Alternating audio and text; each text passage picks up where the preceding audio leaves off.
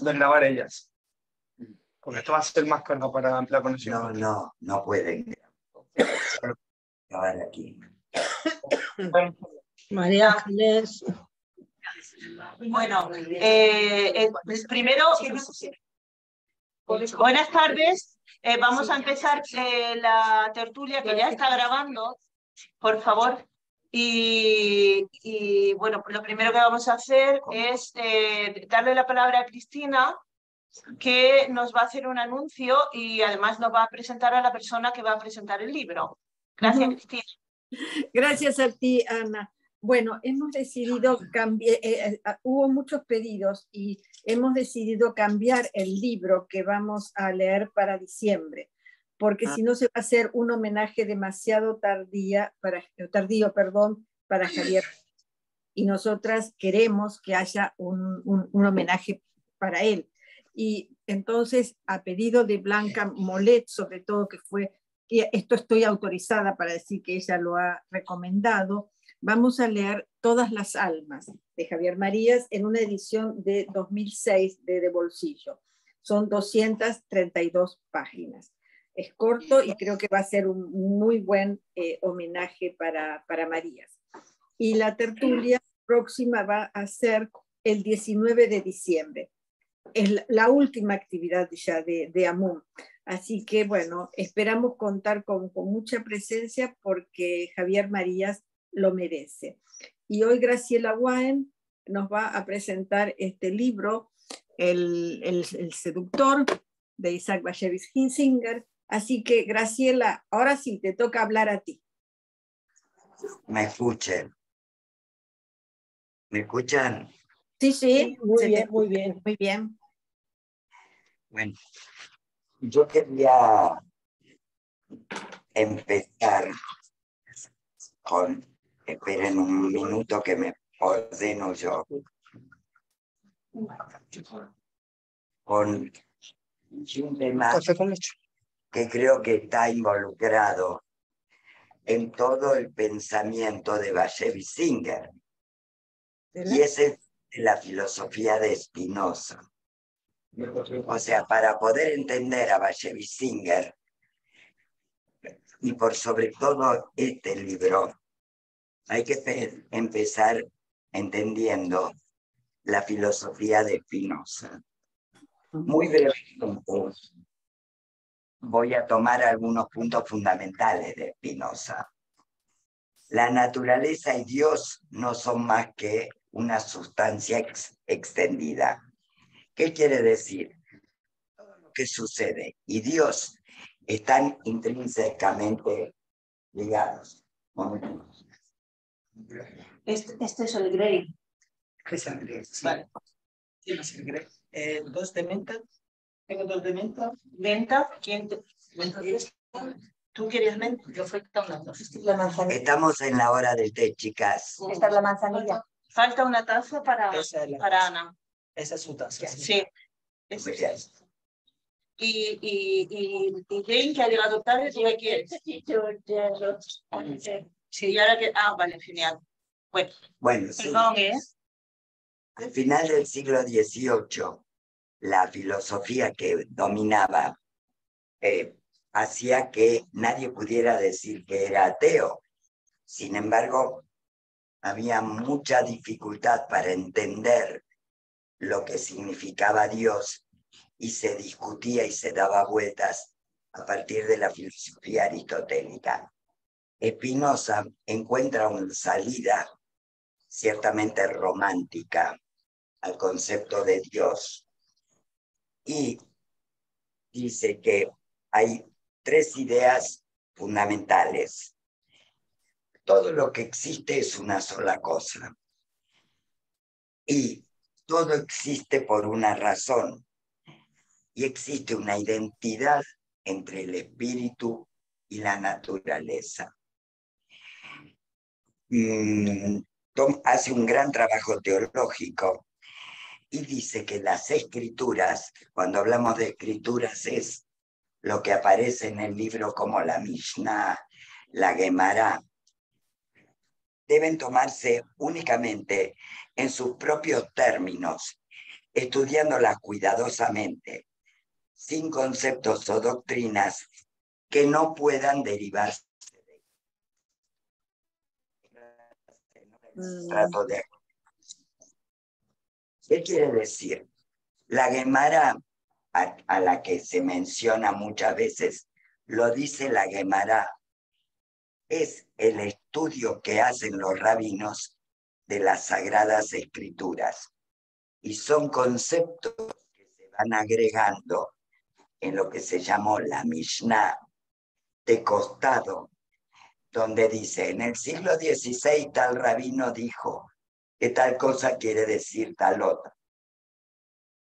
Lo que Spinoza dice es que todas esas interpretaciones le quitan sentido al principio real. Y el principio real es lo primero que se haya escrito. Es súper interesante.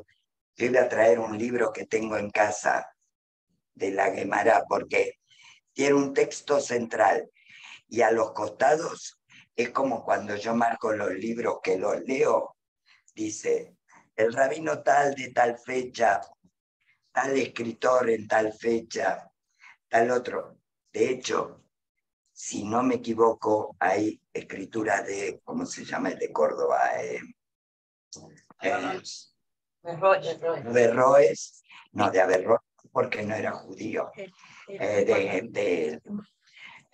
Bueno, el de Córdoba y el de Málaga, que era el gran traductor, hay escrituras puestas por ellos de interpretación del origen. ¿Qué pasa? En este libro se pone en duda todo lo que dice la Gemara. Voy a hacer tal cosa.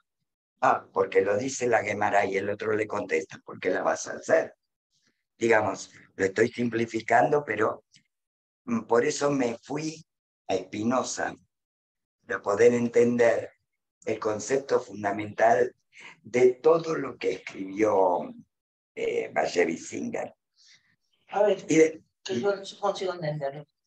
Spinoza dice que todo lo que sea una interpretación de los libros sagrados no es válido. No. Si yo hago una interpretación en el siglo XV de que las hojas son verdes, a lo mejor el verde del siglo XV es muy distinto del concepto de verde de hoy. Por tanto, yo no le debo hacer caso a lo que dicen, sino el concepto original. El concepto original es las hojas son verdes.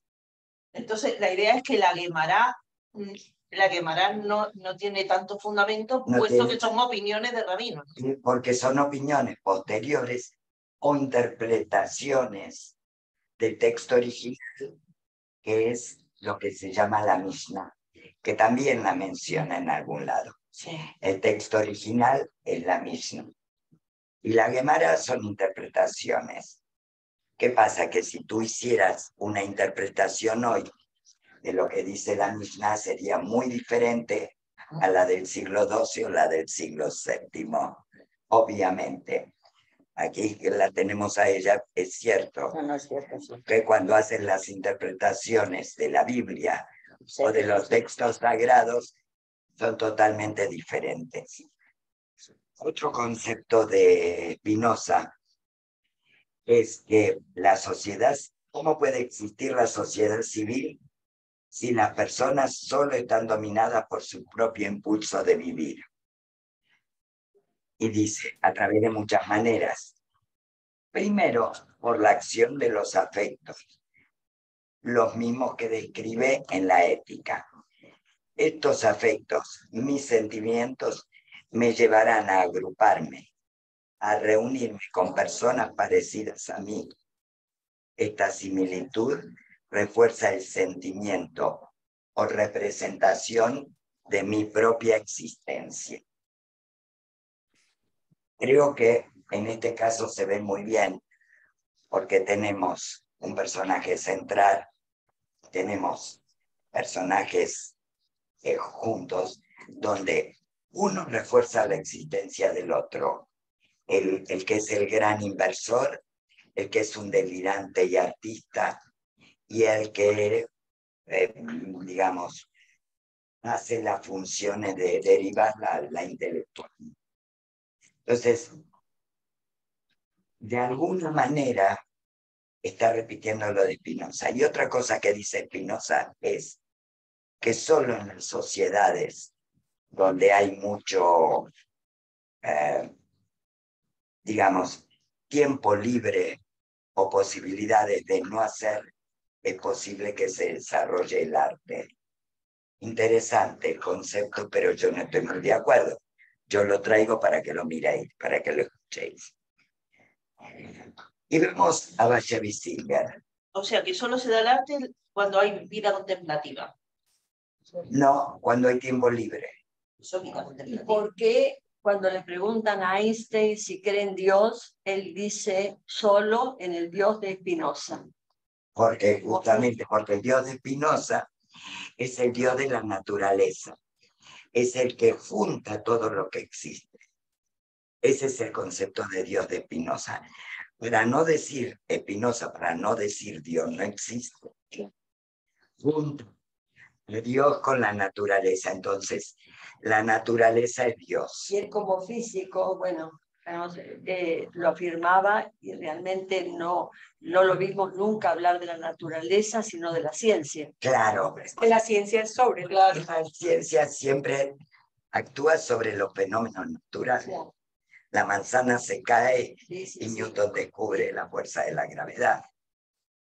O sea, os digo que la ética de Spinoza, esto que yo hice fue un súper resumen, pero es digna de leerse porque de repente en el siglo XXI encontrar esos conceptos permite rever muchas de las cosas que estamos viviendo. A mí, sin embargo, nunca he pensado en nada de eso a lo largo del libro. Lo que más me ha llamado la atención es la conexión que tiene él con la filosofía de la verdad de Spinoza. De la mentira, de la verdad, de ese diálogo, la verdad que hay detrás de toda mentira. Claro, pero y el dolor que existe detrás de cada mentira. Pero él lo que está hablando es de otro concepto de Spinoza, que es previo a la existencia de nosotros mismos, existen otras cosas. O sea, Dios solo existe no porque nosotros pensemos en su existencia, sino que es preexistente. Lo mismo sucede con los sentimientos. Los sentimientos son preexistentes. Entonces, nosotros los vivimos en cierto momento. Vamos a Bashevis Singer porque si no lo voy a hacer muy largo, pero creo que era fundamental tomar los principios de Spinoza. Sí,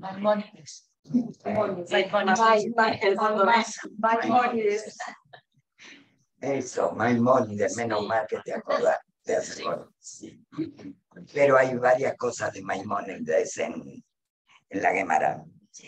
Bueno, ustedes saben que el siglo XX fue devastador a nivel europeo, con muchos cambios que harían muchas cosas que hicieron que muchas cosas dejaran de ser como en los siglos anteriores. Y permitió que artistas, pintores, se manifestaran frente a las situaciones que se vivieron en ese siglo. Este es el caso de Bashevis Singer, que en realidad me encantó la expresión, fue un nómada cultural cuya única patria estable y a la que se mantuvo siempre fiel fue a su lengua, el yiddish, a la que prestó tan buen servicio que terminó siendo el único premio Nobel de literatura que no fue asignado a un escritor de un país, sino al uso de una lengua. Para empezar, ni siquiera es clara la fecha de nacimiento, para que sepan cómo es. Cuando era pequeño, se dice que nació en 1902, 1903, 1904. Fue al colegio, un compañerito le dijo, yo nací un 14 de julio, y él dijo, yo voy a nacer el 14 de julio. Y el año lo puso la madre para evitar que tuviera que hacer el servicio militar en Polonia. Porque en realidad se dice que es escritor polaco, pero cuando él nace, eso pertenece a lo que es Bielorrusia. Y es en 1904, perdón. Y pasa luego, o sea, la Unión Soviética, y pasa luego a ser Polonia, pero la ciudad de nacimiento es austrohúngara. Debido a los pogrom, no sé si saben lo que es, son los ataques a las comunidades cerradas. Se va con la madre al lugar donde nació la madre, que tenía otro concepto de judaísmo totalmente distinto al del padre. Esto también le genera un montón de conflictos, con lo que en determinado momento toma la decisión de dejar su ropa de estudioso de la Torá, de las Sagradas Escrituras, y se decide a leer los grandes filósofos.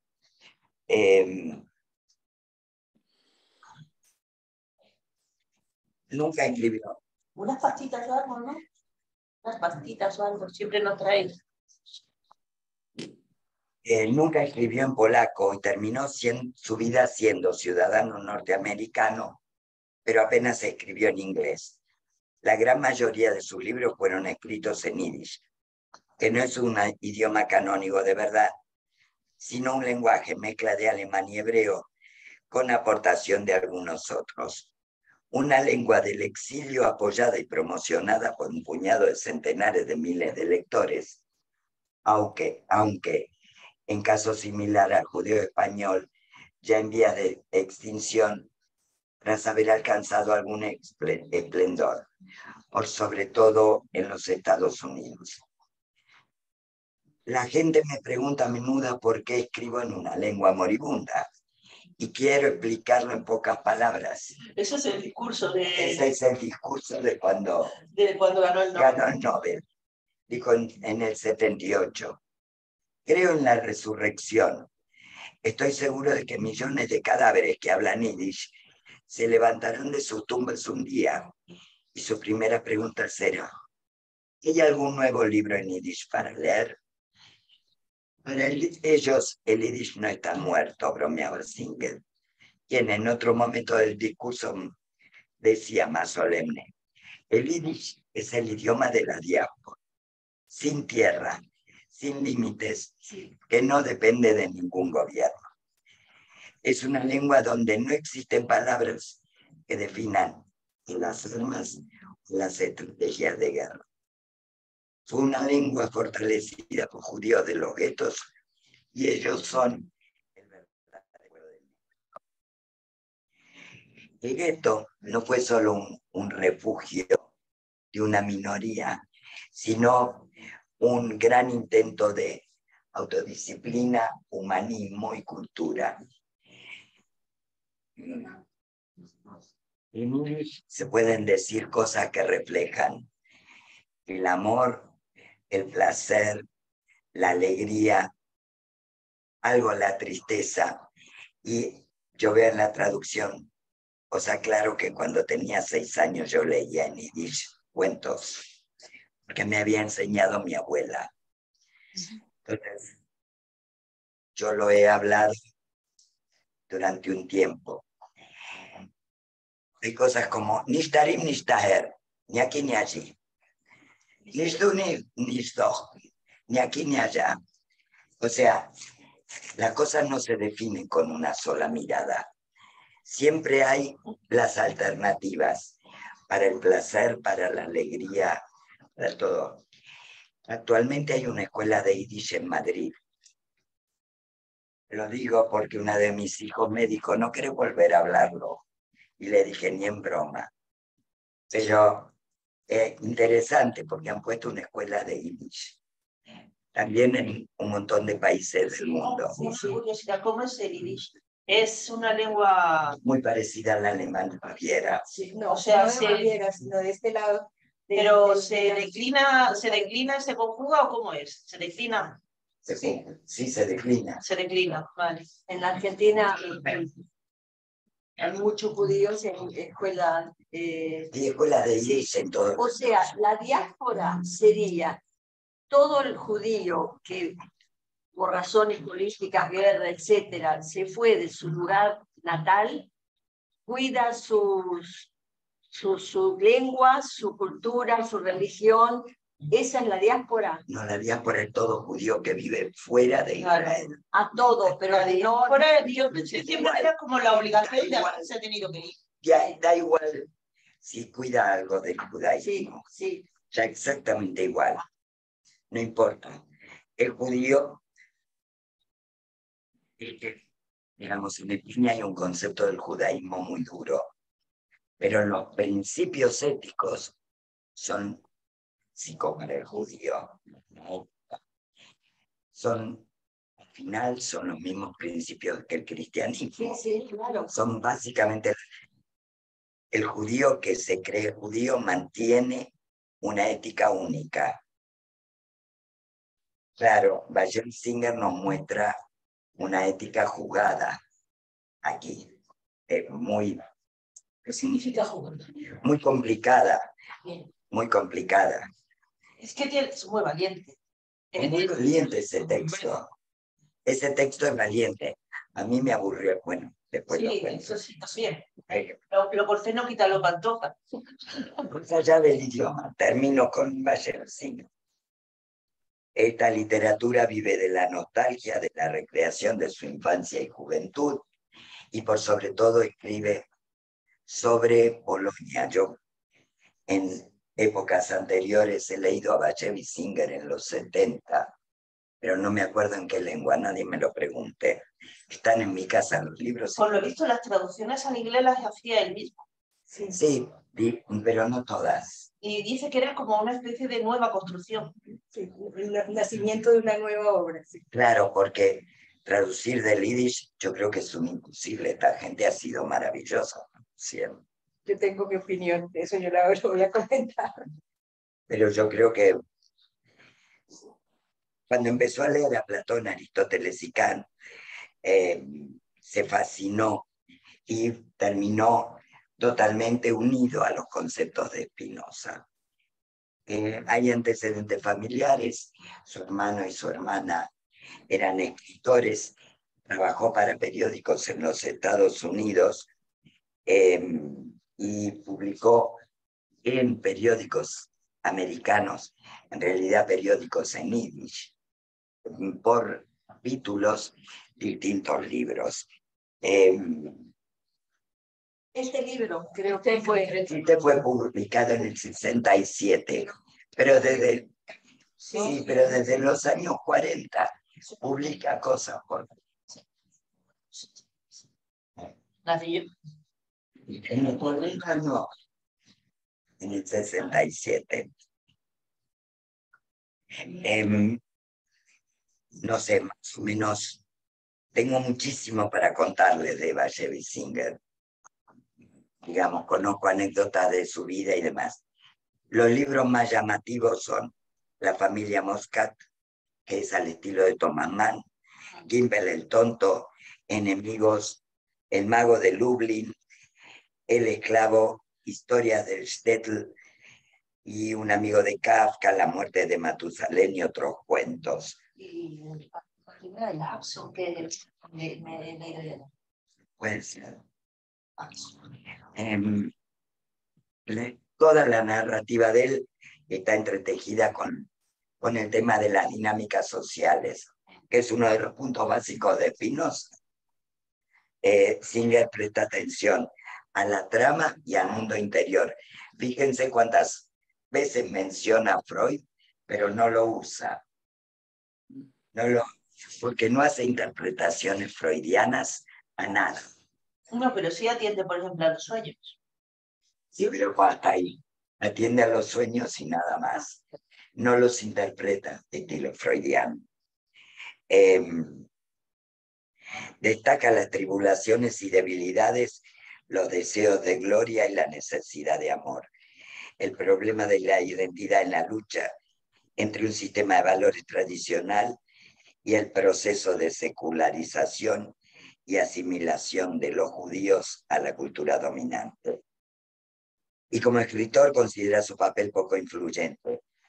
Dice, los escritores pueden estimular la mente, pero no pueden dirigirla. El tiempo cambia las cosas. Dios cambia las cosas. Los dictadores cambian las cosas, pero los escritores no pueden cambiar nada. Esto es para, si quieren hacerme preguntas. Era vegetariano. Pasó 35 años de vegetariano porque decía que no puede haber nada más maligno que matar a un animal para comérselo, que eso no está en los escritos. Está prohibido, no sé quién es. Que está en los escritos lo prohíbe. Entonces, qué ridículo matar un animal para comérselo. No obstante lo cual, pues parece que no todos somos vegetarianos. No, pero es como para pensarlo. O sea, no me Sí, parece tan pensar. ridícula su posición. A mí No también. les ha llamado la atención. A mí hay una frase que me vuelve loca cada vez que la escucho, que dice: todas las mañanas los hombres se reúnen a rezar, se ponen las filacterias, que son los mandamientos, Filacteria no es lo que se pone en el brazo. en el brazo y en la cabeza. ¿No? Ese que se pone en la cabeza es que parece una cámara, Sí, una cámara del voto. una luz de... Esto lleva 8 vueltas, que no me preguntan por qué se pone aquí. Y usan unos flecos aquí. Sí. Y una de las frases que se dice todas las mañanas, que solo para un deceso, ortodoxia, gracias Señor por no haberme hecho mujer. Y a mí me pone loca cada vez que yo la escucho, la he escuchado. Entonces le pregunté. También le agradezco a Dios que no los haya hecho a ellos mujeres. Espera, cada vez que le pregunté a un ortodoxo, uno me contestó, porque dentro de los obligatorios, saben que hay 613 preceptos que es obligatorio cumplir. Como si yo, no cargar nada en los viernes a la noche, sí, todas cosas así. No las conozco, pero una de ellas es las obligaciones de las mujeres. Y la obligación básica de la mujer es revisar las hojas de la verdura para que no haya un bichito. Entonces una ortodoxa me contestó que se decía eso porque un hombre no es capaz de hacerlo. Lo comento porque me resultó terrible. En positivo, lo tradujo en positivo. Son más capaces que... También es cierto que eso seguramente tiene un sentido en el momento en que se hizo la oración. Claro. No, o habría una plaga que la gente se enfermaba, o vete a saber por qué se hizo ese precepto, ¿no? Pero es probable que te hubiera un sentido. Sí, pero es que igual, no sé qué es cierto. Cuando se hizo por las enfermedades que traía el bicho, ¿no? Pero después se pudo haber anulado de los manuscritos. Claro. Ya, pero bueno, hay en las religiones tradicionales es muy difícil cambiar algo. Y en la religión judía no se caracteriza por su evolución. Impresionante. Tú no tienes idea. O sea, Bueno, pues, es un cambio. claro, pero te tienes que salir del grupo. Porque, a ver, yo conozco gente que para poder ser, para no ser ricitos y no sé cuántos, tienen que convertirse en conservadores. Y si no quieres hacer todos los preceptos y, por ejemplo, tener dos partes en la cocina y toda eso para no mezclar los lácteos con las carnes, pues ya entonces tienes que ser liberal. No. Y se convierten en gente que están en grupos. Hizo inmensos cambios. Aquí también se habla de los Hasidim. Los Hasidim son los ortodoxos. Sí, pero los Hasidim son un movimiento que nace en el siglo XVIII, XVII, no me acuerdo. Pero en el siglo XX, cuando aparece ¿cómo se dice? Esta terapia a principios del siglo XX.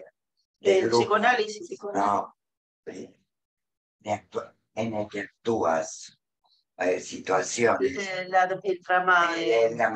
Dramaterapia o cómo se llama. El que lo inicia es un Hasid, que cambia totalmente la idea de los Hasidim, porque dice que la vida hay que festejarla y no analizarla tanto. Entonces, todo hay que bailarlo, cantarlo y actuarlo. La mujer bien. La mujer también. En el grupo, los hombres por un lado, las mujeres por el otro. Y esto ha cambiado del extremo ortodoxo, que ya no existe el extremo ortodoxo. Si ves en Meashearim, en Israel, extremos ortodoxos aquí. Y en Nueva York también. Y por la puerta de mi casa pasa Brito. En Zaire también con los burritos se Pero ve el burrito mucho. no es el símbolo de la ¿Y ortodoxia. qué es? Porque la Gemara dice que tiene que ponerse, dejarse crecer. Con peluca. Sí. Puede usar su pelo al aire. Pero eso no, es que la ortodoxia no pasa por los cruces, pasa por la actitud vital. El extremo ortodoxo no es capaz, el hombre no tiene que hacer nada, tiene que esperar a que sus niños crezcan y a partir de los 7 años hacerse cargo de los varones y que estudien. Lo más importante es el estudio.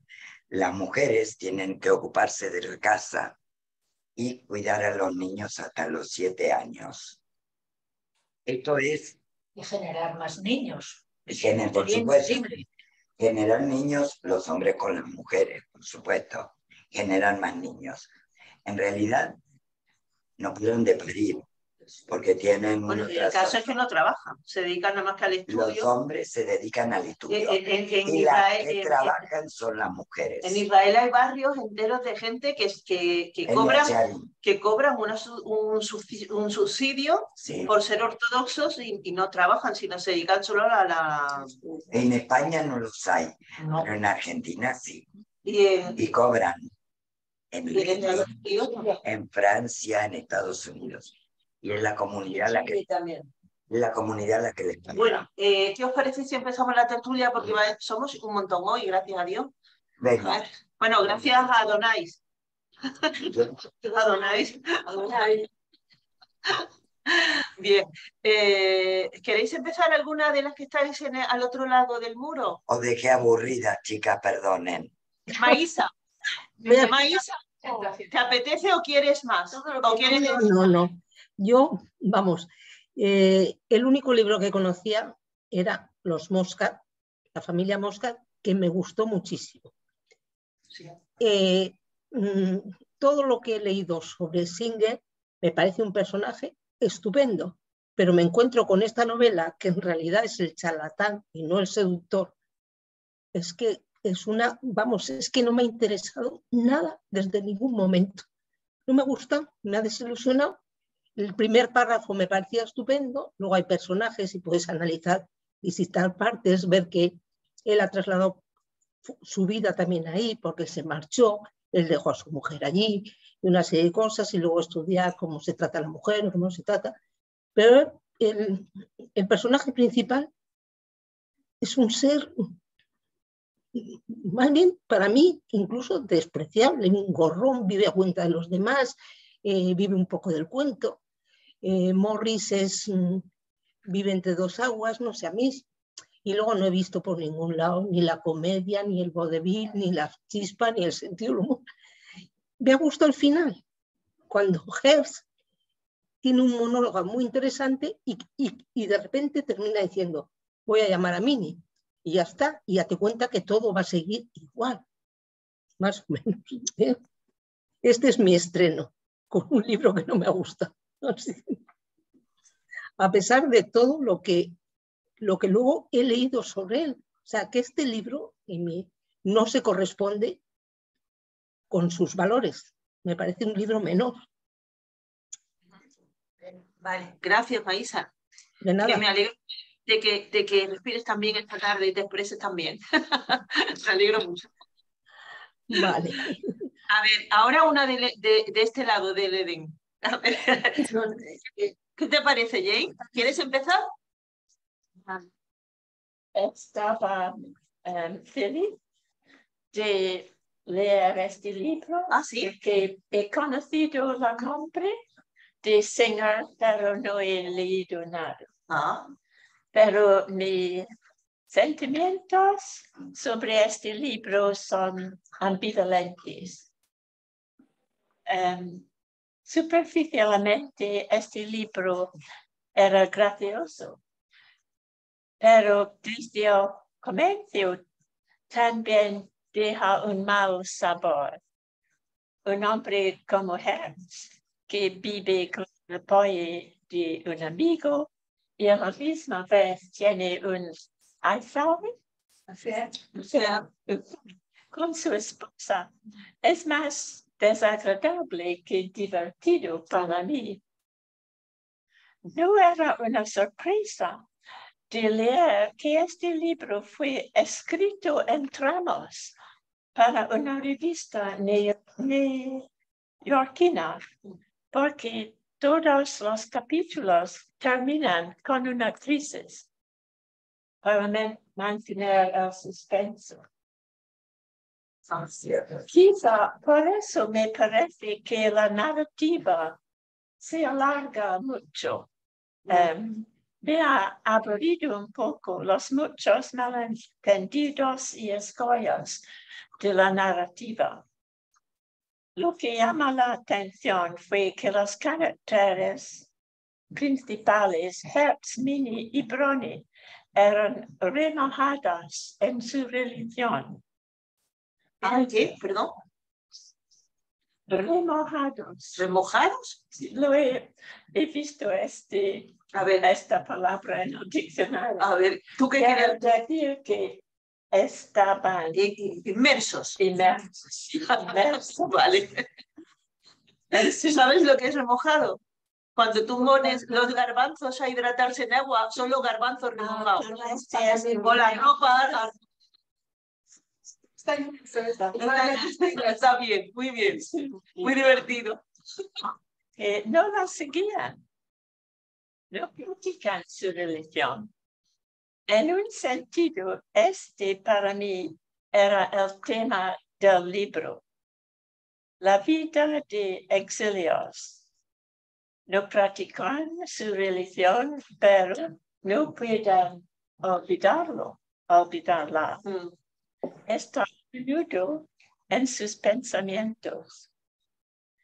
También pensaban a sus familias, algunos en peligro de los nazis. Y por eso sus vidas irreverentes que viven sufren sentimientos de inquietos y de culpa.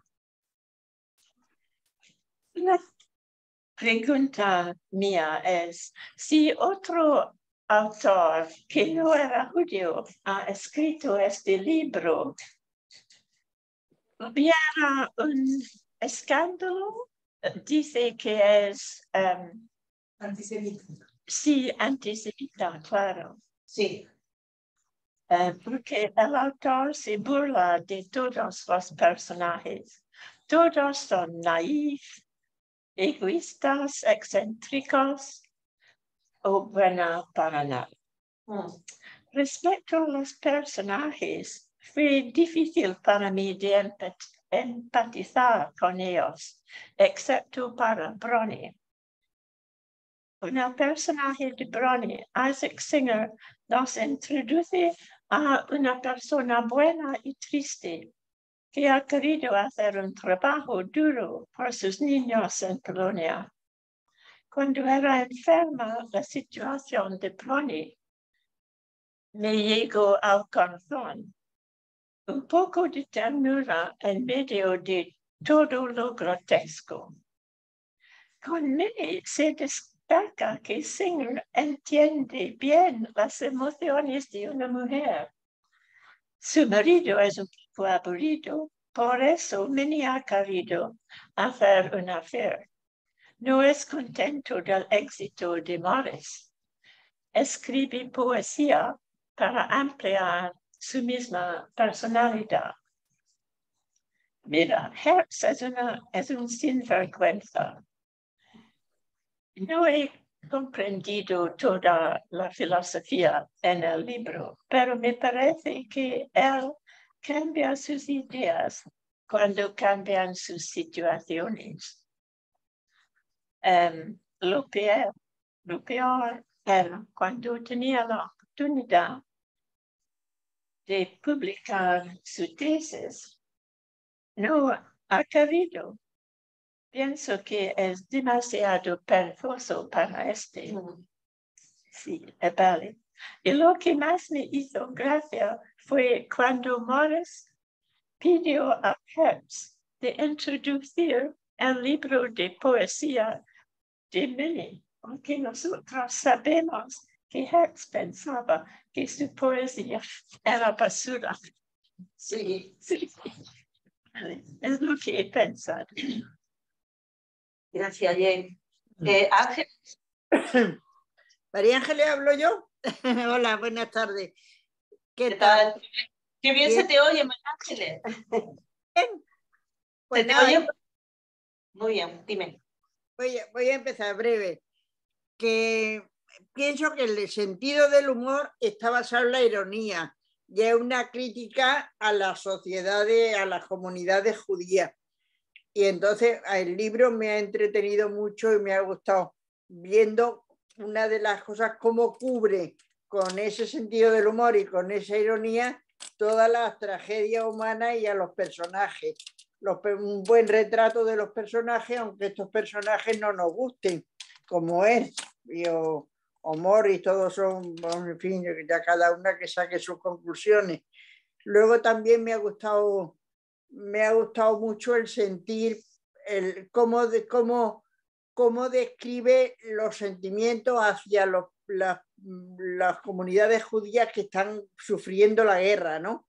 Y como tales personajes que no son nada envidiables, nada, pues lo ven como, a los que están allí un sentimiento de culpa, pero como muy superficial, ¿no? Como aquí nosotros estamos muy lejos de todo aquello.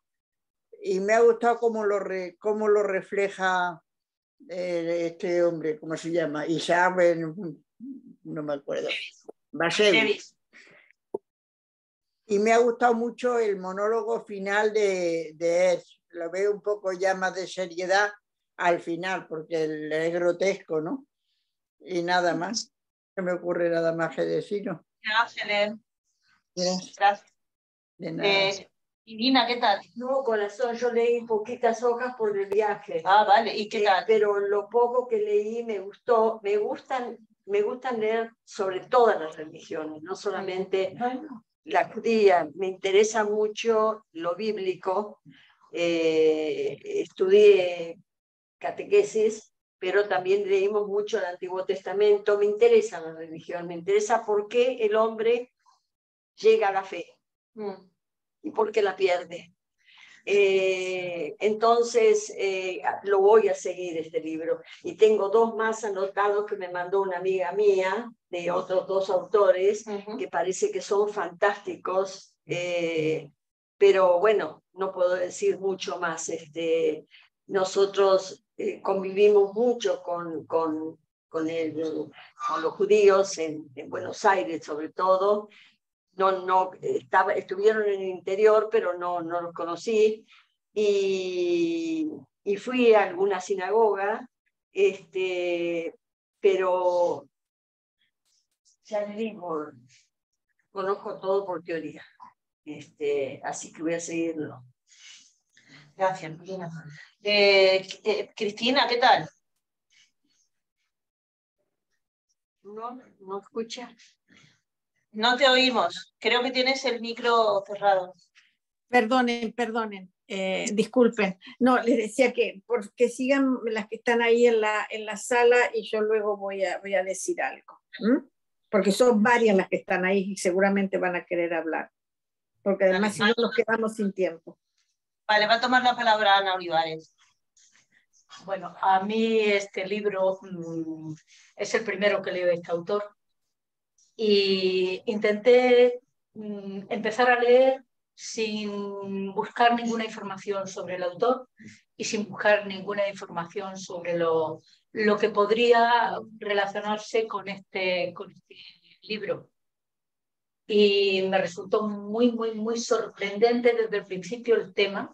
Me gustó una barbaridad cómo estaba escrito, la agilidad de comunicación que hay en el libro entre los personajes, plasmar de forma muy rápida las distintas personalidades que van a intervenir en el libro, y me pareció bastante ágil, aunque el tema me estaba desorientando desde el primer momento.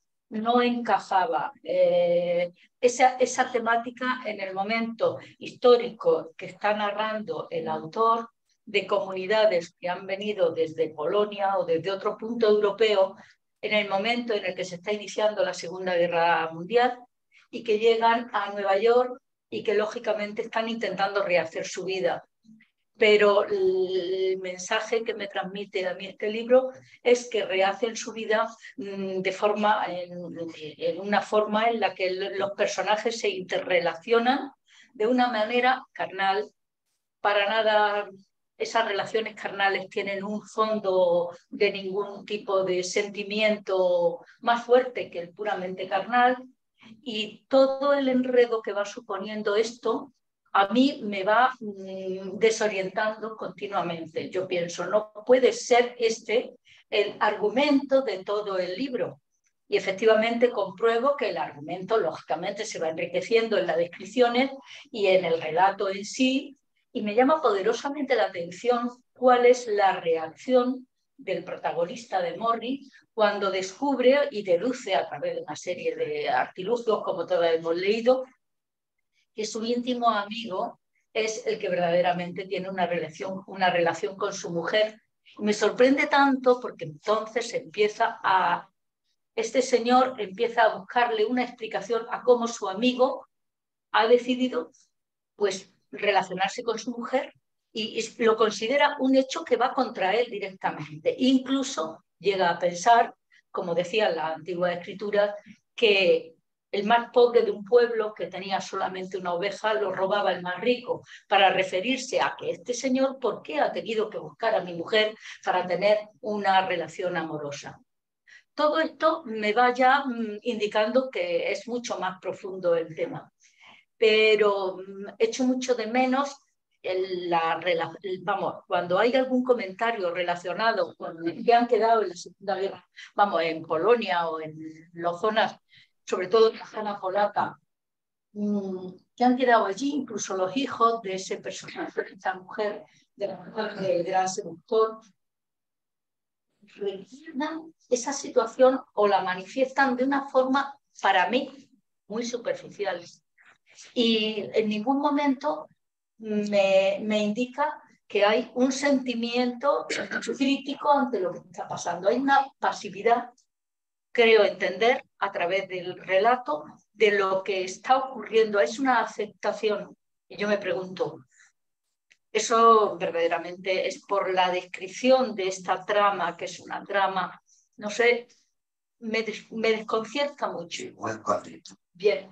Jerry Singer nunca ha escrito sobre la guerra en guerra. Sí, lo entiendo. Solo lo toma de Richie y dice, si hay, y lo creo que lo dice Stalin, puede existir Stalin, Hitler, y si no existen eso, va a haber otros. Efectivamente, eso me llama mucho la atención. Que habla de eso es la filosofía de Spinoza, porque dice, Spinoza dice, que en realidad existe, digamos, una persona superior, pero la sociedad se organiza sobre sí. Hablamos del libre albedrío. Claro, de la libertad. De eso habla.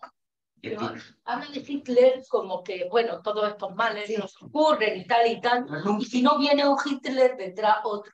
Y las mujeres, cuando se sienten descubiertas, la mujer de Morrie, cuando se siente descubierta por la relación adúltera con el amigo del marido, ella piensa que se merece esa situación. que asume que esa situación, mientras que está en la clandestinidad, no sé qué tipo de relación, para mí es una relación superficial y carnal nada más, no hay más, nada más que la experimentación con otras personas, pero que incluso las mujeres asumen que lo que les pasa les está bien que les pase, es decir... Fíjate, es cuando me cuesta... 65. Sí. Empieza todo el tema de la libertad sexual, los hippies. O sea, fíjate cuando está escrita. Sí, sí, pero a mí me sorprende. Por eso que me ha gustado mucho tu introducción, porque me ha hecho plantearme, cosas que no se me habían ocurrido plantear, porque la siguiente cuestión es, luego investigo sobre el autor, investigo sobre crítica, investigo tal. La lectura la he terminado, me ha resultado, digo, un libro muy fácil de leer porque es una literatura muy ágil y muy rápida. Me gustan las descripciones, me gusta un poco monótono en cuanto al tema, pero a pesar de la monotonía, qué bien describe las situaciones que parece que las estás visualizando.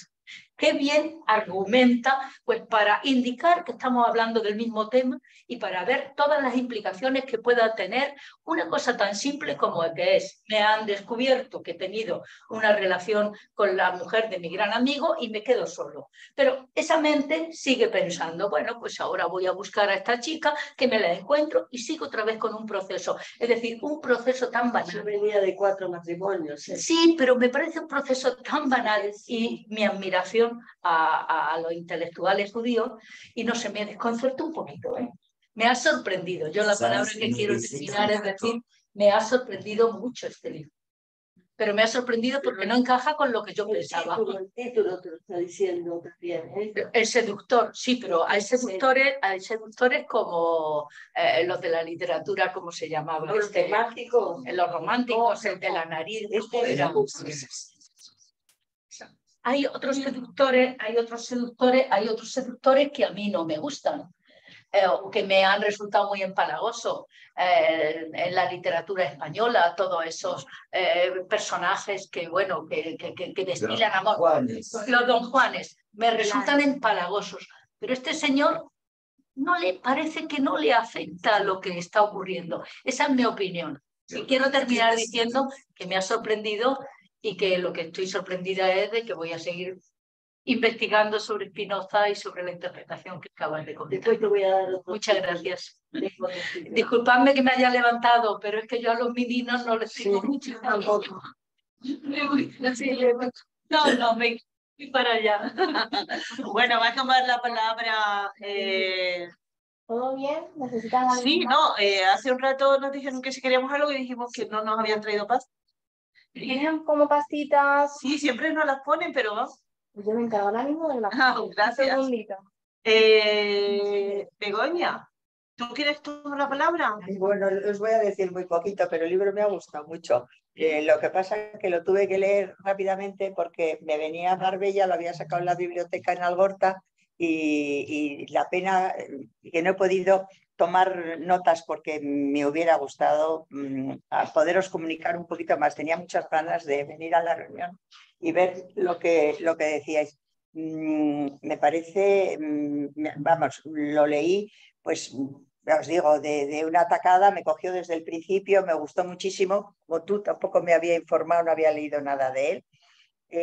Respecto a lo que has dicho de que no se preocupaban, yo creo que la mujer de él sí que se preocupaba de los hijos que había dejado en Varsovia. ¿Te acuerdas que recogía alimentos para mandarles? Sí, pero además con una inocencia manifiesta, porque una amiga le había dicho que podía mandar paquetes, pero que nunca llegaban. Que nunca llegaban. Claro que se preocupaba, pero asumía que la decisión que había tomado de abandonar a su marido y irse con este señor, pues todo lo que le ocurriera, pues era por su mala cabeza. Por su mala cabeza. Por haber hecho esa elección. Yo esa pasividad me resulta sorprendente, pero bueno, quizás era lo que ese grupo, no sé.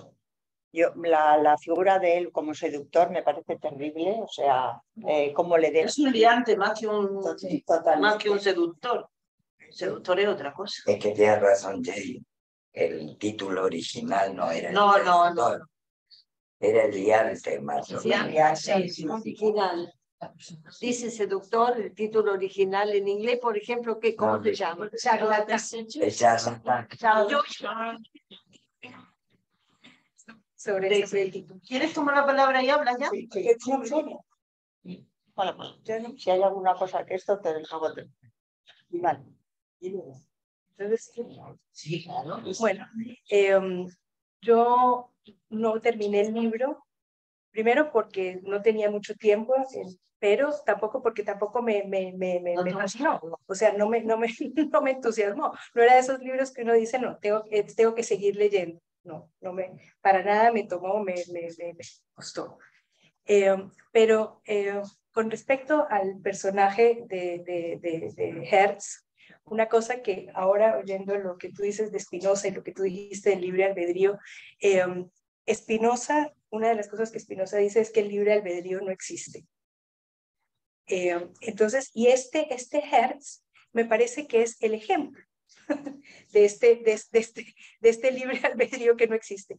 Él está llevado por una corriente que él no maneja. Hertz, por lo menos hasta donde yo leí, que era un poco más de la mitad del libro, él no toma ninguna decisión. Bueno, y al final, y acaba así, que sigue sin tomarla. Sí. Entonces, eso es lo que con respecto al tema del libro, que no me atrapó, y lo único que hablo es sobre el personaje. Pero ahora lo que quiero hablar es sobre el idioma y sobre el título.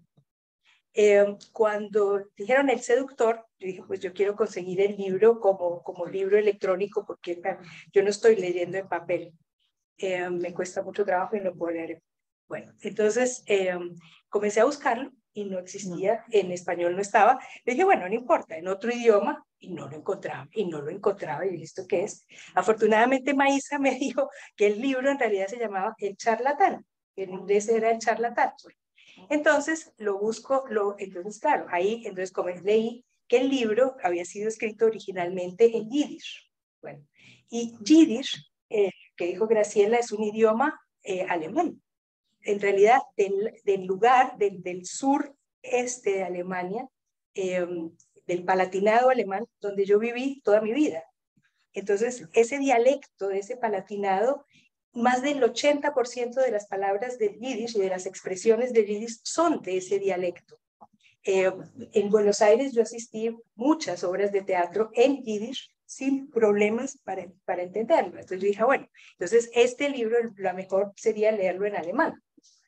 Bueno, pero con respecto al título, indudablemente el título y en lo que Singer, el título que Singer le puso es El Charlatán en Yiddish.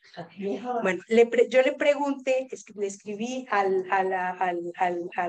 Trust de Isaac Bashevis Singer, les pregunté cuál era el título en Yiddish de este libro y su transliteración. Me mandaron que el título me mandaron en Yiddish. ¿El Rust qué es? ¿El acento? Una nación. Ah, vale. Me contestaron el nombre del libro en Yiddish y la transliteración. ¿Cuál es? Ya te lo voy a mostrar. Y la transliteración Der Charlatán. Bueno, entonces, entonces yo digo, ahora lo que yo quiero es demandar a esta editorial, porque realmente, y todos ustedes dicen, este tipo no es un seductor, de seductor no es un embaucador, es un charlatán. No, indolente además. Se dice. Charlatán. Indolente, ¿verdad? A lo que salga. Bueno, sí, exactamente el charlatán. Y entonces, claro, ¿por qué le ponen este nombre de seductor? Porque se vende más. Entonces, eso, claro. No es un libro charlatán, no, pero el seductor, eso es un título mucho más atractivo, que de seductor no tiene absolutamente nada. Entonces voy a demandar a la editorial, pero también ya le pregunté al Trust si ellos saben, ellos tienen que saber, ellos tienen que hacer. Y está prohibido ponerlo en internet, que me llamó la atención. Está en la primera página, en la contraportada. ¿Sí? Dice que está prohibido las copias en PDF, tenerlo en internet y solamente en papel. Ah, pues debe ser por eso. Pero es que... No le haga juicio a la... Bueno, y entonces pensando también en eso, yo desconfío mucho de esta traducción. Porque si ya estos traductores que se dicen que lo tradujeron directo del Yiddish, si ya le cambian el nombre al título, el sentido, no el nombre, el sentido al título. Pero hay una justificación ahí. ¿Por qué? Yo no sé, de la primera en el prólogo. Y ellos justifican el cambio. Sin embargo, en la traducción aparece varias veces estas cosas, así, parecen decir cosas. Pero, perdón. Bueno, entonces, por ejemplo, una cosa muy interesante es que entonces yo lo leí en alemán. Bueno, entonces, la forma como ellos se tratan entre ellos, no sé si lo traducen aquí, los diminutivos que le ponen a los nombres. ¿Lo ponen así en diminutivo? Sí. Sí. En el formato iris del diminutivo. Porque eso es muy importante, esa forma de tratar en diminutivo, eso implica cierto nivel de confianza. Claro, y a pesar de que existió también, por ejemplo, a pesar de que la Mine estaba casada con este Szymanski, o no sé cómo se llama, entre ellos también se trabaja. Él la dice, mírale, y ella le dice Szyminski o una cosita. Sí, porque usan diminutivo. A pesar de que, bueno, okay. Entonces, y el nombre es Miñe, no Mine. Sí, Miñe. Originalmente tiene que ser Miñe, porque ese es un nombre en yiddish. Se pronuncia la E también. Miñe. Es curioso porque yo me he enterado, por ejemplo, escuchando pues tutoriales en YouTube y esto, y podcast, que Yiddish no se dice Yiddish, se dice Yiddish, como pronuncia ella. Yiddish. Es Yiddish. Yiddish. Es una I larga, ¿no? No, Yiddish. En alemán se dice Yiddish. Yiddish. En alemán se dice Yiddish. Pero se dice... en Yiddish, sí. ¿Cómo se llama esas canciones que cantan ellos? Sádico no. ¿Cómo se llaman? No, es otro nombre. Cuando cantan canciones. Como cantos. Como cantos, como un bolero, pero con nombre judío, la canción. Bolero. No, es como un bolero, por ejemplo. No, pero el nombre. Hay alguien metido, no sé quién es. Todo donde cantaba solo eso. Muy bonito. Ah, no. Esto es. ¿Cómo se llama? Esto es. Con violín. Como el violinista en el pero también se canta y hay letras. Claro. No. Con ese. Porque. Uy, se me olvidó. Bueno, a ver, ¿has acabado, Marité? Sí. Bien. A ver, entonces, bueno, ¿puedo ya? Así. Voy a ser muy... Sí. Bueno, a mí el libro coincido bastante en realidad con Maísa y con alguna otra que he expresado. A mí este libro realmente no me gustó. Me aburre un poco. Hay algo, es cierto que hay una prosa ágil, pero y se lee fácil, como creo que fue Ana Olivares la que lo dijo, pero no me atrajo demasiado, no me atrajeron los personajes, tal vez Brony es la única personaje que, pero desde el punto de vista que al final uno no sabe si es Singer, es la religión o es o qué, pero tiene todo un trasfondo demasiado machista para mi gusto, y a mí me parece que este señor Herz es más que un seductor, ahora diríamos es un depredador, no le importa en realidad absolutamente nada. Entonces, realmente la palabra, el título, como decía también, como decían Maísa y Marité, no tiene mucho que ver, no es un seductor. no le importa nada de lo que pasa. Tal vez lo que es interesante, bueno, de Singer yo había leído hace mucho tiempo un libro, de Shosha, que tampoco me dejó ninguna marca, así que quiere decir que Singer no debe ser un autor que a mí me guste. Esto no quiere decir que no sea un gran escritor para muchas otras personas, ¿eh? Simplemente que hay algo que no me conmovía, que no me llegaba. Y algunas pequeñas menciones. Cuando estaban hablando, este libro fue escrito en el año 67 y el tema de si reflejaba o no reflejaba la guerra, creo que es que él habla como porque lo escribió después. Y hay cosas que chirrían, ¿no es cierto? Esto de Stalin y demás. Yo no creo que en el principio de los años 40, y sobre todo lo que estaba pasando con Rusia, en Rusia durante la guerra y la invasión nazi, hubiera tanto desdén por Stalin. Y además no se hablaba de todo lo que había pasado en los años 30. Entonces, desde el punto de vista histórico, también me dio un poquitito de que no me convenció del todo. Lo que sí me pareció interesante es ver cómo toda esta temática que él plantea sigue hasta el día de hoy en distintas, por ejemplo, en distintas series, lo hemos visto en Unorthodox, pero claro, con otra mirada, ¿no es cierto? O en la serie esta de Israel tan popular que era Shtisel, donde ahí sí, que además el personaje al final de todo, de la serie, grita Bashevis, ¿no? Porque la inspiración está un poco en esa serie de Singer, o sea, que tiene su influencia. Y si uno piensa, por ejemplo, en las películas de Woody Allen, todo el tema con el judaísmo, etc., Woody Allen ha leído a Singer y seguramente lo ha leído y seguramente lo estudió bien. Pero aparte de esto, este libro no me motivó casi para nada y por eso estaba muy ansiosa por escuchar las opiniones de todas ustedes. Así que esto era lo que quería decir. Y algo que me olvidé de decir en el anuncio del comienzo, y es que por favor, en la próxima tertulia vamos a elegir los libros que se van a leer en enero, febrero y marzo. Así que les pido por favor que piensen en recomendaciones. A ver, creo que Graciela quiere tomar la palabra de nuevo. Yo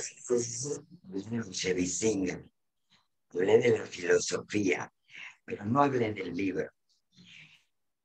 Si tengo que hablar del libro, puedo decir que tiene una prosa rápida, que es amable por parte para la lectura, pero a mí tampoco me gustó. En realidad, lo que hizo fue dibujar personajes que yo conozco, pero no solo judíos, no judíos también. Claro. Dibujar personajes, el que se cuelga del que tiene dinero, el que vive del trabajo de los demás, el que pretende inventar la pólvora y entonces quiere contratar una idea loca. Y detrás de todo eso me cuenta historias. O sea, yo conté todo lo que tenía que ver con el judaísmo porque se menciona, pero yo creo que sociológicamente Marbella está lleno de personajes así, repleto de los que van detrás. Yo he visto mujeres que no tienen un duro, que andan con brillantes el día que tienen que venir aquí a tomar un café. O sea, ¿cómo lo explico? Hay que traspasar los límites. A mí, en realidad, si tengo que decir la verdad, ni me divirtió ni me causó gracia. No me pareció que los últimos capítulos lo que hacen es traer la filosofía del pensamiento de Spinoza al pensamiento que se le ponen un poco a Hertz, otro poco a Miñele, otro poco a esta que hace de bruja, pero muestra lo que es la sociedad en general. No es específico. No es específico. No es, lo que sí marca es un tema que se ve en todos lados. O sea, cómo se juntan los personajes frente a una situación de agravio externo por nacionalidades. Y eso pasa en todos los países. No nos olvidemos de la condición de apátrida que de alguna manera tiene Singer, porque vivió en París, pasó por Londres, tiene un hijo que se fue a vivir a Rusia y de ahí la echaron a la mujer y vive en Israel. El hijo lo vio una vez en su vida. Y también lo abandonó. Y también lo abandonó. O sea, tiene toda esa cosa revuelta de la vida de las personas que son inmigrantes. Estás diciendo lo de brillante y me acabo de enterar en Buenos Aires visitando el cementerio de la Recoleta que hay panteones que se alquilan por 3 o 4 días para que murió fulano tal, será enterrado en el mejor cementerio, en el panteón de la Recoleta, y después de los 3 días hay que sacarlo y lo mandan al último panteón o la Chacarita. Entonces me asombró tanto que pasaran esas cosas. Pero pasan en Marbella también. Entonces, debe de pasar. Perdón, Graciela, tú mencionas de que él era Singer en La Patria, te estás refiriendo, no a los personajes, pero en realidad él, claro, pero yo creo que él se instala muy bien después en Estados Unidos, no tiene, no, además tiene la nacionalidad de Estados Unidos, o sea que apátrida no lo era. Pero me parece, hay un problema. Recuerdo que yo no he hablado. Sí, por eso. Bueno, ya. Entonces, ve. ¿Qué estáis haciendo? ¿Cuchipandi? Pues sí. No me queréis oír. Quedan 10 minutos hasta las 8, Ana, apúrate entonces. Por eso quería comentar que a mí personalmente no me aportó nada desde el punto de vista de escritor. Tanto que fui a buscar por qué le dieron el premio Nobel a Singer. Sí, decía. Es que es lo que me pregunté varias veces, porque digo, con esto no veo por dónde. Y había leído otras cosas hace años. Bueno, pues yo lo primero de todo es que a mí el libro en algunos momentos me ha aburrido y me ha hecho pensar mucho, porque realmente creía, por lo que dice Ana, me dejaba como un poco desconcertada. ¿Qué es lo que me estaba diciendo Bashevis? Que yo no estaba pillando, ¿no? Y bueno, deciros que a mí me fascina todo lo que tiene que ver con el judaísmo, porque después de que yo no haber visto un judío en toda mi vida, yo soy de un pueblo donde allí los judíos, es lo que dice Graciela, que es una idea de muchos años, muy dura sobre el judaísmo, ¿no? Aquí los judíos eran los que mataron a Jesucristo. Eso era lo que se decía, ¿no? A ver, yo he crecido con eso. Y luego de repente me encuentro que vivo en el barrio judío, que al lado de mi casa está la sinagoga, que yo veo pasar todos los viernes a toda la gente que va al culto, que tengo amigos que se han convertido al judaísmo, que ahora de repente sé lo que comen y sé... Y otra cosa súper importante, que es uno de los cantantes que más me gustan, que es el líder de Maroon 5, es Adam Levine, y también pues siempre ando buscando a ver qué hace. Y, bueno, y ahí, por ejemplo, encontramos los 3 tipos de judíos que yo conozco, que son los judíos muy ortodoxos o muy conservadores, que me pasan por delante de casa a veces con los ricitos, el gorro, y lo van con mujeres, y cuando vienen las mujeres vienen como aparte, vienen con las pelucas. Luego tengo los otros amigos, y bueno, que esta gente tienen cocinas separadas, lo de la leche y la carne. Y luego pues tengo amigos que son conservadores, pero sin embargo, por ejemplo, son intelectuales, leen de todo. cumplen los preceptos, siguen el sabbat, toda la historia, pero no... Pero están en el mundo, ¿no? No están, lo que decía antes Graciela, estas personas que no trabajan y se dedican a la oración y a enseñar. Y luego está el judío, que está, lo que dice Bashevis es el judío asimilado, los jóvenes que han dejado de seguirlos, que es la figura de Adam Levine, el líder de Maroon 5, que es un cantante de un grupo pop rock actual, ¿no? Y entonces, pues, entre eso, además, hay, Graciela y otras personas que hayan tenido más contacto, pues incluso pues, los de los asenitas, los no sé qué, o sea, un montón de grupos dentro de esos mismos, del mismo concepto judío que desconocía yo tanto, ¿no? Luego, dentro de que empecé a leer el libro, me di cuenta, me lo leí y digo, tengo que leer otra obra de este hombre, a ver, voy a tomarle la temperatura por otro lado, ¿no? Y entonces me leí de las riberas del Hudson, o la salida del Hudson, o algo así se llama, que no recuerdo ahora muy bien el título, lo que sea del Hudson.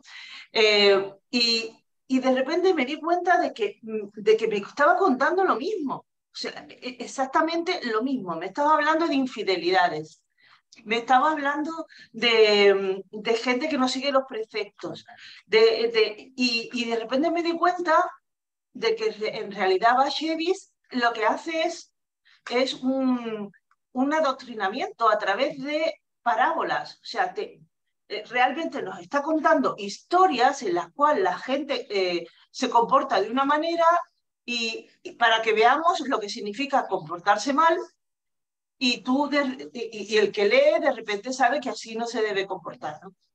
Y además tiene obsesiones, por ejemplo, con la figura de la mujer, de un machismo supremo, ¿no? La mujer es la que provoca que un hombre no se pueda contener. Y de hecho me puse a investigar y hay cosas tan increíbles en esto que los que son más los judíos más ortodoxos, estos que se dedican a rezar, por ejemplo, si están con una mujer no le miran a los ojos, o sea, ni intentan ni escucharlas, ¿no? Porque son el objeto que les pueden sacar a ellos de su santidad, ¿no? De su historia está con Dios, o sea, como si no existiera, y al no existir, pues no les produce, no se convierte en un Morris, que es un tío, exactamente, un tío que no tiene moral, que está hecho un papanatas, que no se centra en nada, que no se hace cargo de su vida, ni de su economía, ni de su familia, ni de nada. No, y en realidad, pues eso, si no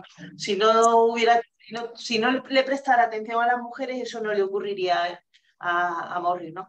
Y todo lo que ocurre aquí realmente es un catálogo de todo lo que la mujer no debe hacer y el hombre no debe hacer si no queremos que las cosas nos vayan mal.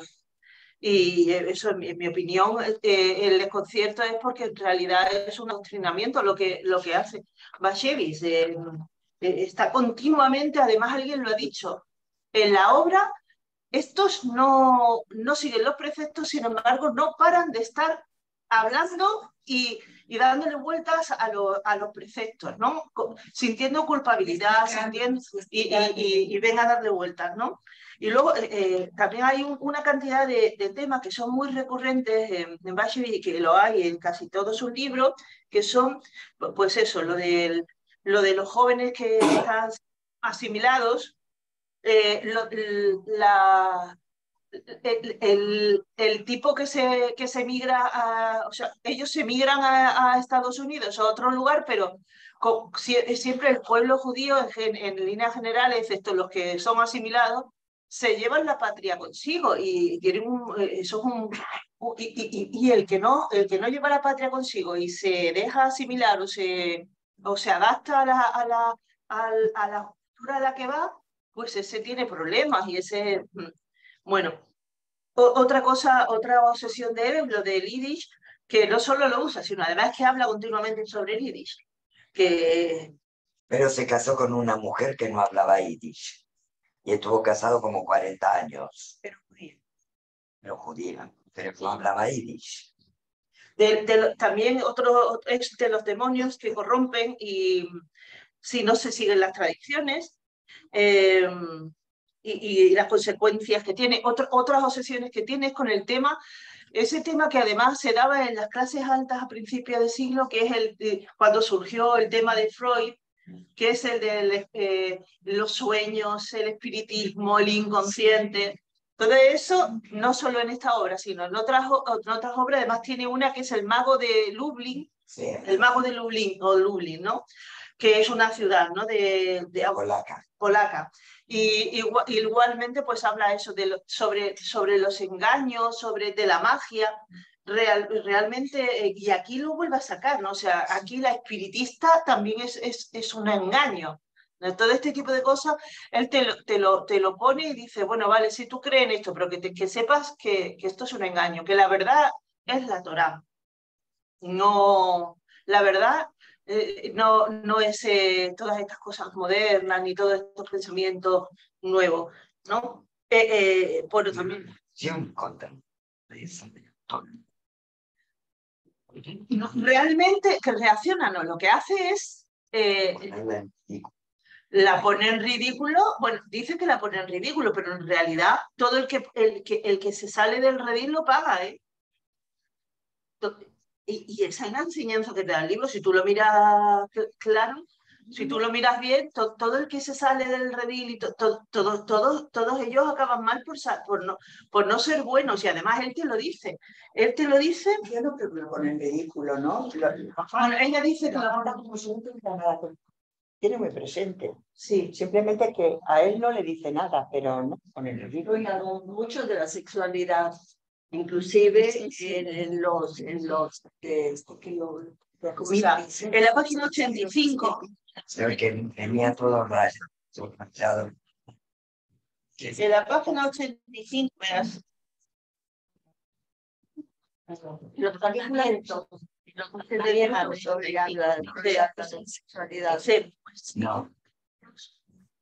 No, porque Dice, la avanzó y vio que estaba manchado. Lo miró con los ojos muy abiertos. Lo limpió. Será.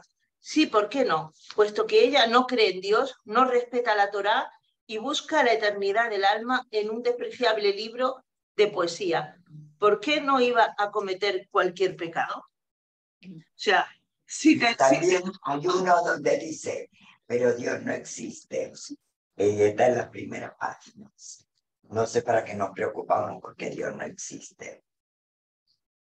Dice, no son más que rameras. Las mujeres mundanas de hoy no son más que una banda de rameras.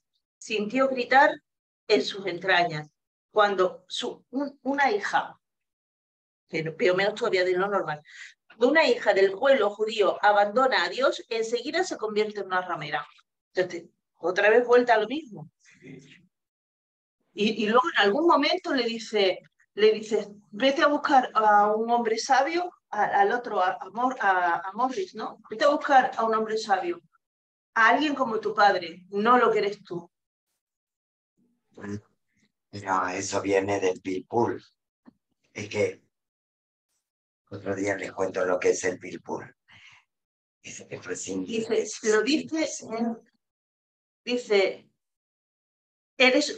tú lo que necesitas es un judío como tu padre. Eres un hijo que está lejos de ser como su padre. Y eso es, a ver si os dais cuenta, lo que te quiere decir es que si te sales de lo que es la tradición y todo esto, de repente, que en realidad a nosotros también nos ocurre. Nuestros padres, aquí en España, por ejemplo, a mí quiero decir, nos han educado de una manera muy tradicional porque a ellos les ha funcionado eso. Y ahora nuestros hijos no son tan tradicionales y están empezando a tener problemas que no son los mismos que hemos tenido nosotros y a veces son más graves, pero porque han decidido tomar otra forma, ¿no? Los padres solo nos queda aceptar que la gente se tiene que equivocar de variadas formas, no como nosotros tengamos previsto, ¿no? Claro, la libertad, pero claro. No siempre tenemos que seguir lo que nos piensa. Sí, sí, mira, a mí yo me acuerdo de que mi madre, cuando yo era pequeña, alguna vez os lo he contado, creo, nos contaba el cuento de una ratita presumida que se ponía un moñito y se iba por el mundo o sea, se iba a recorrer el mundo, ella con su moñito, muy presumida, no sé qué, y claro, cuando llegó la noche, la ratita presumida no tenía dónde dormir, tenía hambre, tenía frío, no tenía dónde quedarse. La ratita presumida llorando, hasta que ya pues, se regresa a casa, su madre le da un abrazo y se dice qué bien se está en casa, ¿no? Mi madre inocentemente me contaba ese cuento porque se lo habían contado a ella. Claro. Pero tú fíjate el cuento lo que tiene dentro, ¿eh? Claro. El cuento tiene tela marinera. Y bueno, pues este hombre te cuenta lo mismo. Oye, hacer lo que dice la Torá, que por ahí vamos por un camino que no vas a tener problema porque ya es camino caminado y que ha dado resultados. Y dices, no, es que yo quiero ser cantante de pop como Adam Levine. Dice, pues vas a tener problemas, vas a encontrar el mundo de la droga, mujeres que salen con muchos hombres, no sé qué, no. Es verdad. Y no he sabido ver ese adoctrinamiento en el libro. ¿Cómo? Que yo no he sabido distinguir ese adoctrinamiento en el libro. Yo tampoco veo. No lo he sabido.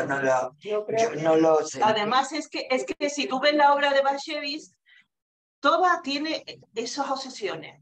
A ver, si te comportas, si no respetas los preceptos, si te das al sexo fuera pues vas a tener esos problemas de eso. Un momentito. Si la religión judía permite 4 mujeres, permitía. ¿A los hombres? Claro. Pero a las mujeres no. Yo creo que no. Bueno, ya está. Permitía 4 mujeres. Sí, y a las mujeres no. Ya te está marcando un límite. Escucha, la religión judía, como todas, es bastante antimujer. Sí, pero permitir 4 mujeres es una cosa. Eso no es concubinar. ¿No? Mientras que aquí es concubinato, aquí es de hacer con la mujer de otro, de tu amigo. Es que vamos a ver, es que en la traición, vamos, es que te dan ganas de darle con la zapatilla. Perdón. Ha llegado ya Ignacio, yo me tengo que despedir. ¿Me oís? Sí, perfectamente. Nada, me despido. Hola, guapo. Hasta el próximo día, espero que en el Marbella Club, ¿vale? Venga, gracias, Maísa. Las monjas de mi colegio lo que repetían muchas veces era: a Jesucito lo mataron los judíos. Claro. Siempre tienen que grabarse esa idea. Claro.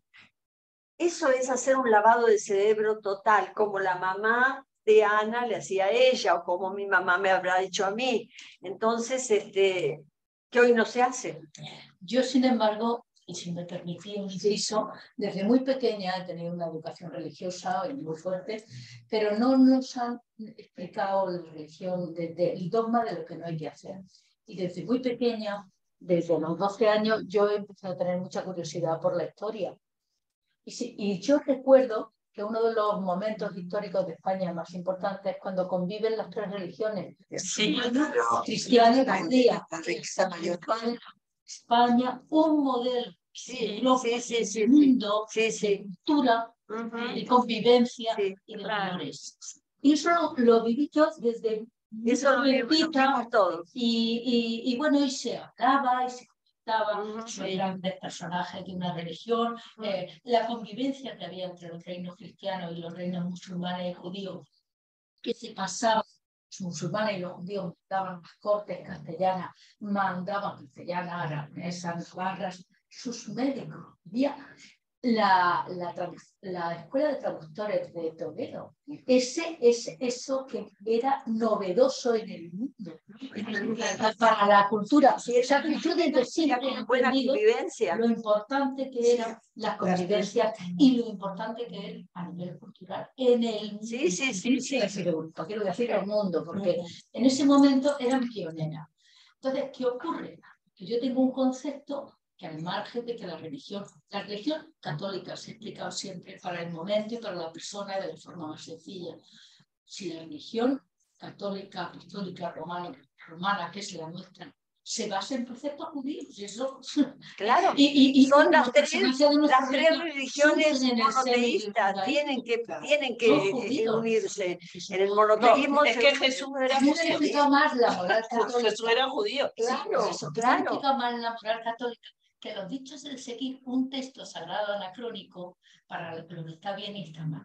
La moral católica, pues bueno, con algunos preceptos un poco ñoños, es una moral universal. Esto está bien y esto está mal.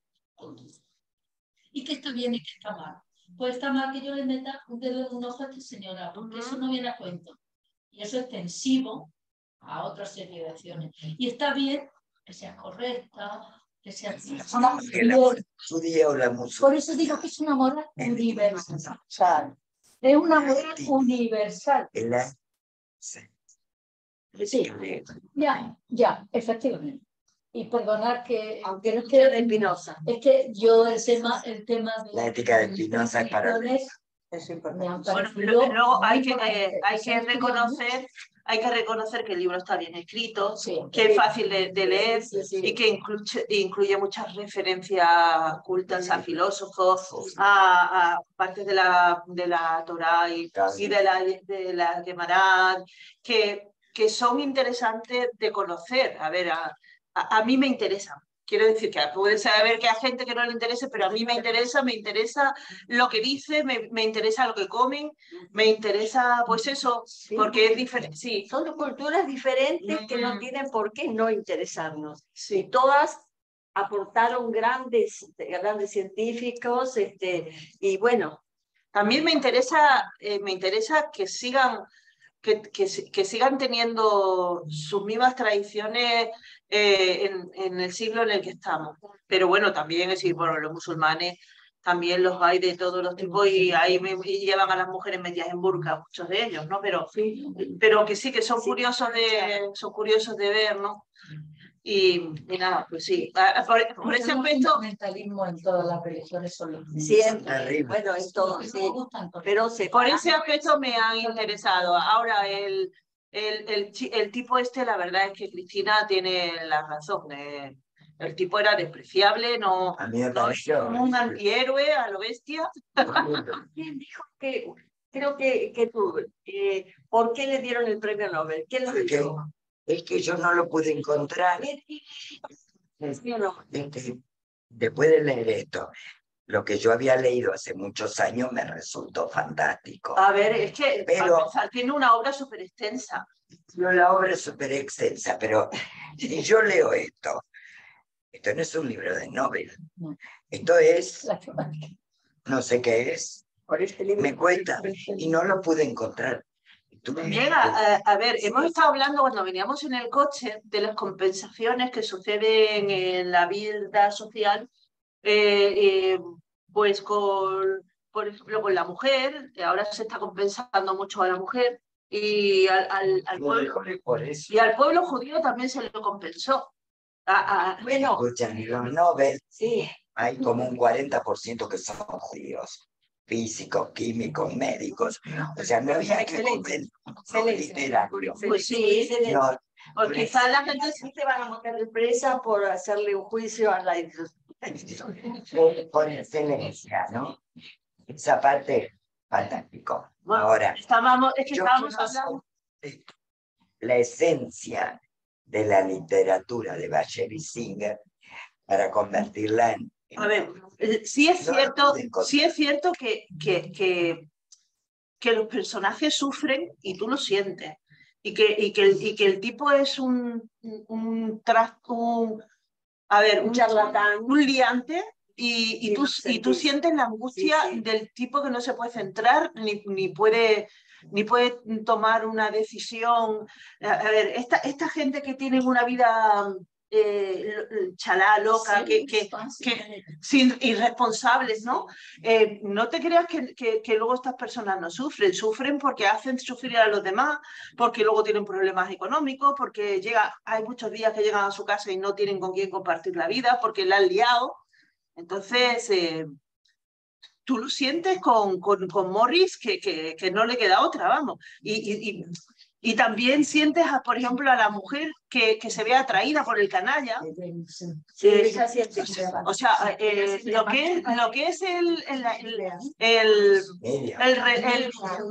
que es la descripción de los sentimientos y de los personajes, de personajes variopintos, a mí me parece que sí tiene un cierto valor. Bueno, la reunión de la cena, hay una cena. Sí, al principio. Es buenísima. En la reunión, la descripción de los personajes se seleccionaron. Bueno, hay que leer otros libros. Es que es todo el valor justo. Yo el otro que he leído te digo que tampoco merece el doble. Bueno, me gustan los escritores judíos, me ha dado una lista de otros autores. Yo tengo esos amigos que os digo que se han convertido al judaísmo, me han dicho que el Bashevis interesante es el hermano, que también escribía, por lo visto. No, pero... Ana. ¿Tú lo has leído? Sí, no, el hermano. El hermano es Israel Singer. ¡Qué bueno! Israel Singer. Muy interesante el trauma que he pillado yo con el embarazo de la chica en la enfermedad. El otro diciéndole que tenía que abortar. Digo, ¿pero qué principios morales tiene? Ni insistiendo, no sé, como si Bashevis viera que eso es muy habitual entre el pueblo judío. Yo no tenía ese sentimiento. Ese sentimiento. Prohibidísimo. Está prohibidísimo, ¿verdad? ¿Tú ¿A ti te gustaría decir algo con respecto al embarazo? No, porque, como te digo que me he leído el libro tan rápido, se lo acabo de preguntar a Ana. Digo, se queda embarazada, no lo recuerdo. Sí, es lo que digo. Como no habéis comentado ni nada, me ha extrañado. No, está prohibido. Se me ha olvidado. No. Eso me pasa en la novia. Lo que pasa es que ella... A ver, ella desaparece y a los 8 meses de que se hayan separado los dos, pues a él lo llama la señora, la que montaba las reuniones de feminismo. Sí. Y lo llama y le dice, yo no sé si estaba enamorado de él o de ella, hay una cosa rara con esa señora. Es cierto. Sí. Y le dice que está en Miami, era en Miami, ¿no? Que está en Miami, porque ella está embarazada y con una leucemia. Sí. Y nada, él va allí y la conversación que tiene con ella, yo a mí me parece alucinante, porque de lo que hablan todo el rato es que ¿por qué no ha abortado? Llega a abortar, No. Es porque mi niño me hacen la sí. Bueno, damos por terminado esto. Tendríamos mucho que hablar, pero la verdad es que como tertulia resulta interesante porque es no es un tema muy conocido, el tema de los judíos, por ejemplo, entre los españoles, y bueno, pues gracias a que esto es un lugar cosmopolita, pues tenemos gente, hijos de judíos, gente que ha tenido mucha relación con ellos, y bueno, y más el libro. Así que... Chicos, ya que todavía están porque nos tienen que cobrar, ¿vosotros sabéis lo que es el pilpul? No, yo el pilpul. No lo habéis escuchado nunca. Los hombres se reúnen a estudiar, sí. Pero estudiar no quiere decir coger el texto y leerlo para aprenderlo. El pilpul es la discusión que tienen los hombres a partir de los 7 años. Supongamos, un día se está quedando sin batería. Un día puede ser el tema de si es factible, qué dice, qué sé yo, Sara respecto de su marido en la Biblia. Y se discute durante días sobre ese tema. 7 años. No. A partir de los 7 años. A partir de los 7 años. O sea, intervienen los niños, los adultos y los que tienen más años. Solo hombres. Solo hombres. Las mujeres no pueden participar. Había una película donde una chica se convierte en claro. Maravillosa. Maravilloso. Yo que en algún momento, que soy curiosa, puesto orejas, a mí me fascinaba, porque imagínense que la palabra de discusión va a ser convention.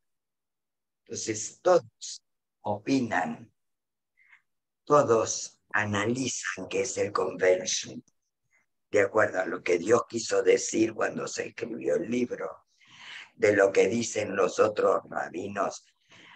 Rabino no quiere decir que tenga mayor conocimiento. Atención, no es como el cura, nada que ver. Porque en la religión judía uno habla con Dios. El rabino puede dirigir una ceremonia religiosa, pero lo puede dirigir cualquiera. Tiene mayor conocimiento de ciertas cosas, pero no es el cura. No tiene el rol del cura. Pero en el Pilpul pueden estar 6 meses discutiendo sobre convention. Y de ahí sale todos estos textos que aparecen en la Gemara, escritos de costado, pero en la actualidad, por eso te decía, hay muchos cambios. En la actualidad, tú analizas esto y lo analizas en fecha de hoy. Entonces, significa para la comunidad el concepto que hoy tengas. Por eso es una religión. Eso es lo que se hace en el Pilpul. Las mujeres no participan porque se tienen que ocupar de procrear, tener niños, cuidar la casa y producir. Y porque si se ocuparan, y producir económicamente. Y porque si se ocuparan estaría en un nivel duro. Seguramente. Y producir económicamente, porque la economía depende de la mujer, del hombre. Para el judaísmo. A mí también me llamó la atención porque... Ese Pilpul es fascinante. Pero verás tú que seguramente derivado de ese tipo de tradición me he dado cuenta de que existen muchos clubs de lectura judíos. O sea, vamos, a ti no, bueno, no sé, no, a mí no se me ocurre reunirme con un montón de cristianos a hacer un club de lectura, pero ¿por qué no? Pero porque el tema de la interpretación para la vida actual es básica. Es básica la interpretación. No es lo mismo haber interpretado un texto hace 50 años que hoy. Es fascinante. Y depende de qué. Voy a buscar a... Depende de qué grupo. La cuenta. Eso es una... Pero 30 personas reúnen convention. Y luego en la mitad, ¿qué significa la C? ¿Qué significa la O?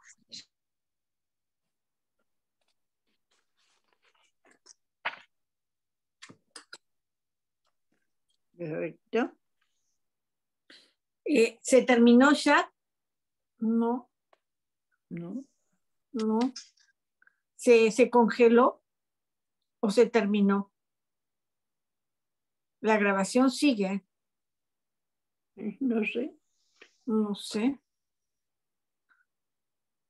Bueno, creo que mejor ya nos retiramos porque estaba pidiendo la cuenta Ana, ¿no?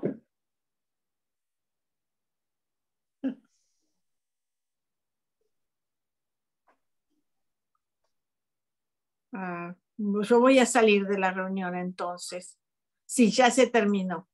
Bueno, adiós, buenas tardes. Chao, chao, chao.